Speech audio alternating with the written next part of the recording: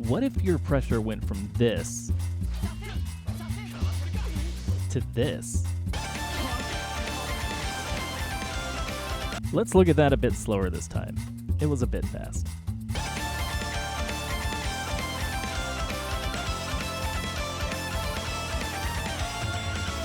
Okay, it was a bit tiny though, so let's just talk through it. You've probably heard people talk about strike throw mix-ups and pressure strings in Granblue, but how does it actually work in practice? And why is it important to vary your pressure when going in on your opponent? You see, the goal of pressure is not to make your opponent block forever. The goal is to encourage your opponent to press a button of some kind and then blow them up for it. In Granblue, all auto combos are gapless block strings, and several cancels into special moves are also gapless. What this means is that so long as an opponent has blocked the first attack in that block string, they can't do anything else until it's over. A person could press all sorts of buttons or even take their hands off the controller entirely and they would still block all of it. And usually at the end of these block strings, you're at negative frame advantage and give up your turn. So we don't want to do those. We want to do something better. And this is where all of the pressure string examples that I've shown come into play.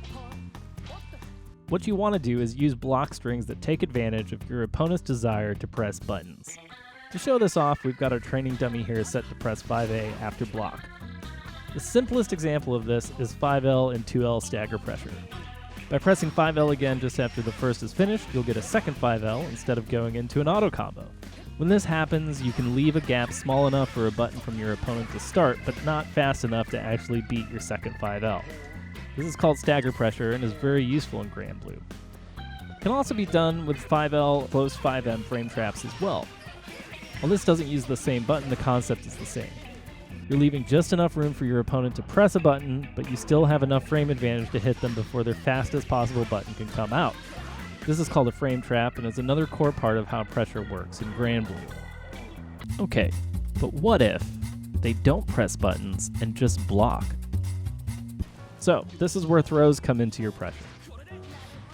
Throws are the only thing that technically beat blocking, and even the strongest players have a hard time teching every single throw. You can tick throw after a 5L, do it as part of your run-up repressure, you can do it empty on a knockdown if you just run in. Basically anywhere you would put a button up close, you can instead get in and throw your opponent. Now of course, throws will lose to mashing and to DPs and come at their own level of risk. But even when you're playing against a very patient player, you need to present throw as an option in order to encourage them to start pressing buttons again. When you do land a throw, you get a hard knockdown, and most characters have safe jumps or other Oki options they can use to keep their turn going and continue pressuring the opponent.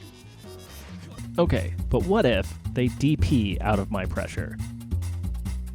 Well, the ultimate part of pressure is that at any point in time during the pressure, you can just stop and see what the other person does. Anywhere you might run up or press a far normal that you'd normally cancel into a special, you can just stop instead. You just chill out for a second. If they were mashing DP, you get a huge punish. You see them jump, you've just learned that you can bait jumps the next time you're pressuring them. If they press a button, you might lose your turn, but now you know where to put your next frame trap. A big part of pressure in Granblue is just taking a beat to see what your opponent does and then reacting to it.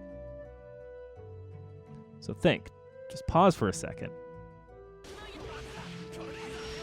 Okay, but what if they don't DP, tech all my throws, and block all of my pressure? So this is where you still have a few options. At this point, you've probably built up enough meter to go into overdrive and do some ridiculous chip damage on block. If they're late teching all of your throws, they're taking 500 damage each time, and if they're still blocking everything you throw at them, your life lead should be high enough to just hang out and chill until they make a mistake. If they are defending really well against everything, just remember you have 99 seconds each round. You win when the round is over, not after the first few exchanges. Eventually, your opponent is going to do something to try and take control of the game, and when that happens, you can react accordingly and blow them up for it. Just remember that keeping your opponent in the corner is another form of pressure. Forcing them to play in the corner is going to cause them to try and jump out, burn their reversal, or do other things that you can react to. You don't always have to be on top of your opponent putting them under a block string to be applying pressure. Keeping them in the corner is just as valuable. So, How do I decide what type of pressure to use? The most important thing when picking pressure strings is to either A, vary your pressure game to keep your opponent guessing, or B, specifically choose the options that blow up your opponent's habits. What you don't want to do is get predictable. And you don't want to use options that are being beat by DPs or other forms of defense if that's what your opponent likes to do. If you know specifically that your opponent likes to DP after the second attack in a block string, start baiting there. If your opponent likes to jump at the end of a longer block string that ends in a special, stop special canceling and look for the anti-air. Observing your opponent is key to understanding how to mix up your pressure strings if necessary. And of course, if they're getting blown up by the same frame trap every time, you're winning already. If it works, keep doing it. One of the things that I do recommend is to get used to the advantages of the 2 or 3 tap repressure options that exist. A good habit to get into is using 5L, 5L run up, and 5L, 2L, far 5L pressure because these strings tend to provide a bit of extra mental pressure on your opponent. The reason for these is that these have bigger gaps, which means that it's more encouraging for your opponent to press a button than something like 5L close medium, which is a frame trap, but it doesn't really have a visible opening. The run-up portion in 2-tap and 3-tap pressure is just long enough to where an opponent feels like they're going to be able to react to it the next time around.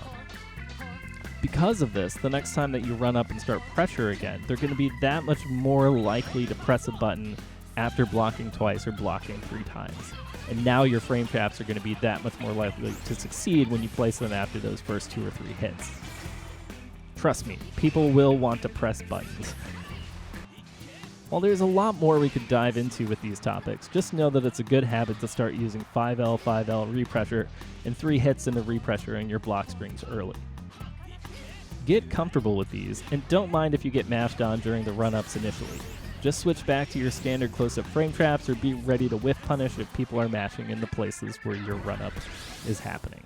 So, there's a lot more that could be said about how pressure works in Granblue Versus, but I'm hoping that this helps provide a good starting point for you to think about it in a more meaningful way.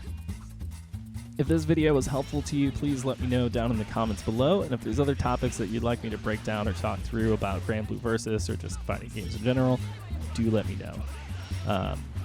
That's going to be it. Like and subscribe and that stuff, and I'll see you next time.